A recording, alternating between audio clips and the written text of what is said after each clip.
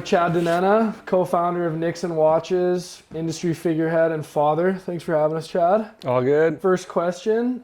Chad, I know that growing up you were a hustler and had an array of jobs before even leaving high school, 13 years old, doing a paper route. But how did your love for board sports start, and how did you get into board riding as a kid? The love for board sports started with just hanging out with your friends, right? That's just like what your friends did, that's what you did. And that progressed from junior high, picking up a skateboard or a surfboard, to then when you can drive, you get to do it a little bit more. Yeah. So we were surfing a lot more once we could drive to the beach. We didn't have to ask mom and dad for a ride. And then that driving to the beach, being interested in surfing led to a job at a surf shop. And then from there, it just kind of kept spiraling. Did you have any older figures in your life, uncles or anything, who were in the industry? No, nobody. No. It was just full unique? It was just something that I was into. My friends were into it, and we kind of owned it from there. All right, awesome. Before the birth of Nixon, you worked for Transworld and would go around meeting the heads of all the big brands in the industry. 2 questions. Can you tell me a little bit about the collective of people that worked at Transworld with you, who all flourished into big careers in the industry? And also, when did it click for you that Transworld would have such an impact on like growing Nixon and using all these connections to sell your product? Right, so the environment, I mean, working at Transworld was such a great place because everyone was about the same age. It was probably your first, maybe your second job in your career. Everyone was deeply passionate about one of like either surfing, skating, or snowboarding. Everyone in the building did one of those 3 things, if not 2 or 3. And so whether it was all the creative people working graphic design or the photographers, all the editors and the writers who were going on the trips, interviewing the athlete, and then having to reproduce it for the magazines. I mean, there were so many different people involved doing different pieces of the creative process. And so there was a lot of late nights, early mornings, a lot of travels together, a lot of social time spent together outside of the office, but still talking about those same things. So that environment was great because everyone had each other's back. We were allowed to make mistakes, but learn from them. Yeah. And everyone was just so into what you were doing. You know, it was the best place. Yeah. It was the biggest place in the world focused on what we cared about. So all the top athletes were coming in, all the top filmers, photographers, brands. It was an amazing time. Yeah. And coming out of Transworld and like starting to create Nixon, did you use that whole foundation of connections and people you've met through Transworld like significantly to grow? Yeah, I mean, the network that we built, Andy and I, when we started the company, and the friends that we had in the industry definitely transferred into business opportunities for us. Yeah. I don't think we looked at it like, oh, here's what we can take out of it. And you were so in the industry, and these people are, yes, they might be reps that sell to the top shops, that carry the top brands, but they're also just your best friend that hangs out on your couch most weeknights. Yeah. So doing business with that person just felt like a natural transition. Yeah. Yet who knew that we were all in the center of something that was just getting bigger at the same time. So having friends that happened to be distributors in foreign countries opened doors for our brand to be right away accepted in countries like Japan or England or France. Yeah. Places that had a strong board sports culture. You know, the fact that we knew the person, that was one of the key ingredients to making those sports or those activities popular in those countries, really gave us a head start into the right shops at the right time and working with the right athletes and the right people. Yeah. So yeah, so many of your friends, when I worked at Transworld, one of my roommates was an editor. My other roommate was the photo editor. So then when we'd have to have our team riders at Nixon go out on trips with photographers, I knew most of them because I had worked with them previously at Transworld. So making those introductions and those people wanting to work with us, or because of a relationship that Andy had started, that was it. Just working with your friends, you didn't really realize the impact it was going to have on your business. Totally. You started making watches or watch bands out of wetsuit patches when you were working in the surf shop, and growing from there, you always had an affinity for watches. But at what point did like your passion and love for the industry and surfing and board riding and all that turn from just a love to realizing that I can make a living doing the stuff I love? Yeah, how did we start that business at that time? I mean, working in the shop, you had a lot of free time. So in a shop that sold wetsuits, I would rip off those extra pieces of neoprene that would come to patch up the knees. And I would cut them in strips and electric tape them and staple them, the ends together. And those were extra watch bands I'd sell for extra money. Yeah. So I was always fascinated by watches. And then growing up, as I started to make a little bit more money, then at Transworld, then I wanted to buy a nicer watch. And that's when I realized really I'd been traveling for 3 years, interviewing and meeting with all the heads of these other brands, hard good brands, clothing brands, accessory brands, media companies, and seeing the different attributes that different founders or leaders had at those companies, and realizing two things. One is it's not the most impossible task in the world to start a brand and a company and grow it. Yeah. It's not rocket science, and we're not curing cancer. Yeah. It's something that's obtainable, that you can really figure out. There's other people that make these products. What I realized also is no one in action sports was focused on this particular category of a watch. Yeah. They were focused on the hard goods, the boards, or the bindings, or the boots, the clothing, the sunglasses. Nobody was doing watches. And so for me, I saw that as an opportunity, that this is something I'm passionate about, that I care about, that I'm not competing with any of my friends. Yeah. Last thing I want to do is go into all my friends' sunglass brands and listen to how they're going to change the world and how they're going to market the industry and they're going to revolutionize the category. And then if 6-8 months later I come out with my own sunglass, they're going to be bummed. Yeah. But here's an opportunity now. We're talking about that network of friends. None of the top reps in the industry that sold to the key action sports brands sold watches. Yeah. None of the top distributors that sold into all the major world markets sold watches. Mm-hmm. So they were begging to have a watch that represented action sports and youth culture to sell to all the stores that they'd sold to. Yeah. So that was something that we didn't recognize at first would be such an opportunity, and that really kicked the door open for us. Yeah. And was there a specific moment at all where you were like, I can make a living doing this, and you just were full blown? I'm sure somewhere between the first and second year, like we really we worked hard to create a plan on what we were going to do and how we were going to grow it and when it was going to grow. So when we started the business, those things started to happen as we imagined them, as we organized them, timed them out. So it just felt like this is what you do. Yeah. Having never started a brand before, I didn't realize how difficult and how lucky we were for everything to hit at the right time for us to be a success. To me, it was the plan. That's what we said we were going to do, and we were doing it. Yeah. So it wasn't until like a year or two later and watching other friends have difficulties with their businesses. Maybe they started at the same time or before us, and their businesses were having challenges that ours weren't experiencing. Yeah, totally. Yeah, and Nixon's obviously made a massive impact on the surf, skate, and snow world, being the biggest success of any watch company in the action sports industry ever. Looking back on your journey and your experience growing Nixon and everything from selling it to everything, was there anything you would go back and change or feel regretful at all about? Oh yeah, I mean, we made a ton of mistakes over the years, and that's part of the fun, right? It's not your parents' company. No one's going to come scold you if you make a mistake. The idea is you can learn from those mistakes and grow and get better at what you do. But yeah, there were times where, we worked so hard to get and establish ourselves in these action sports stores. And at the time in the late 90s and early 2000s, you really had to have authenticity and you had to have a background to be accepted and respected within an action sports store. And then because if you got into the store, then the people that worked in the store would embrace you and sell it to the customers that came in. Yeah. So it was really hard to get in those top skate, snow, and surf shops. Yeah. But when we did, we really valued that.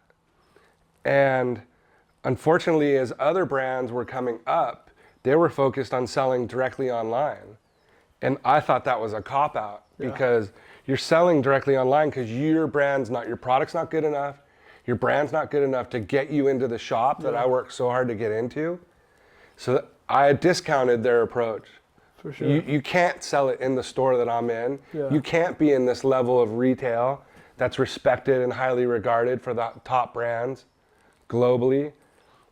But I was wrong. They sold a ton of product through a digital direct customer that maybe wasn't a fan of skateboarding or action sports, didn't shop in those type of retailers. And all of a sudden we're getting these messages of this cool product that it looked cool to them. It was different than other things they saw.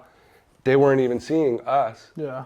And I had competitors that were able to go from 0 to hero in a quick amount of time because I underestimated where their sales strategies were focused. Totally. And watches in the industry was pretty out of the blue brilliance. For any young board riders who share that same passion, who do you think would be, or what do you think would be the next piece of product or service that would have the potential to take off in the way Nixon did? You know, I think any category can always be reimagined.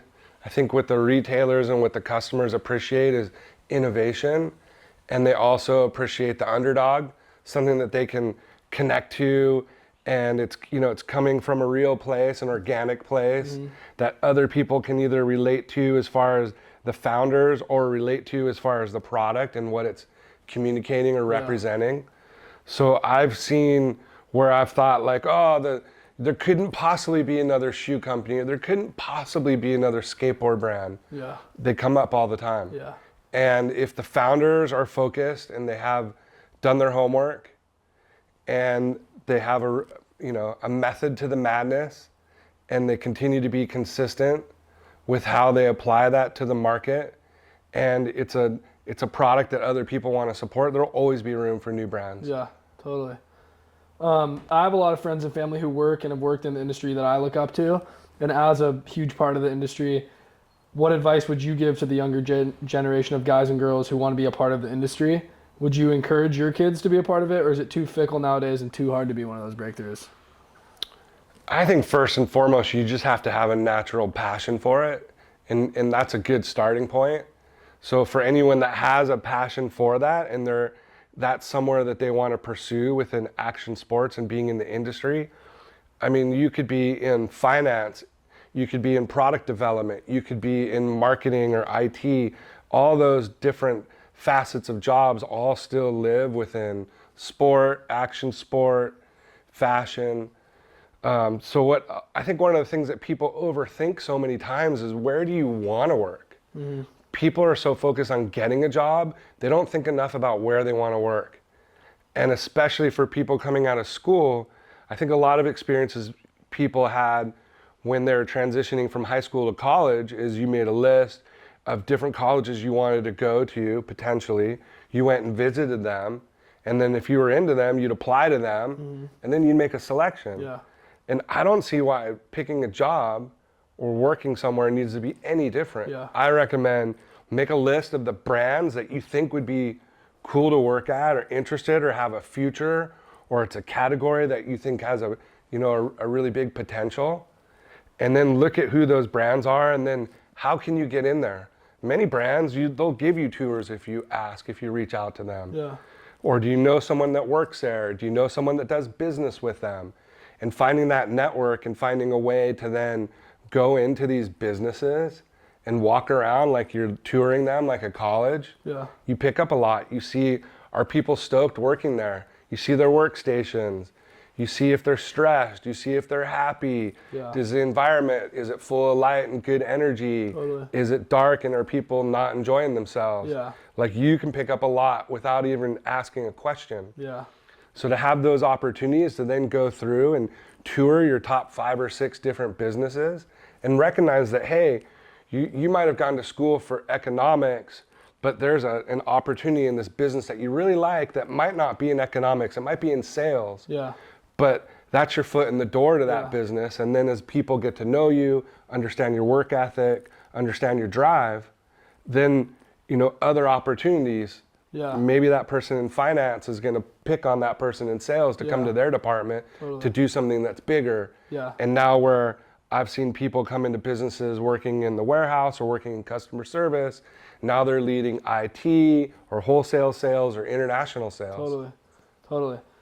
And Chad, at this point in your life, what are the most important things to you in business and in your personal life, or just in your life in general? Family, friends, and coworkers. Yeah. Right? I have 2 kids, both in college.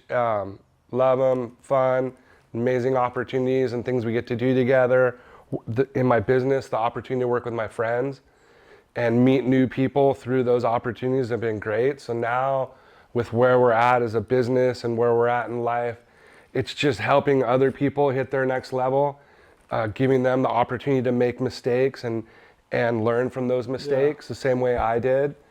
Let other people, we have the confidence now to know we don't have to make all the decisions ourselves.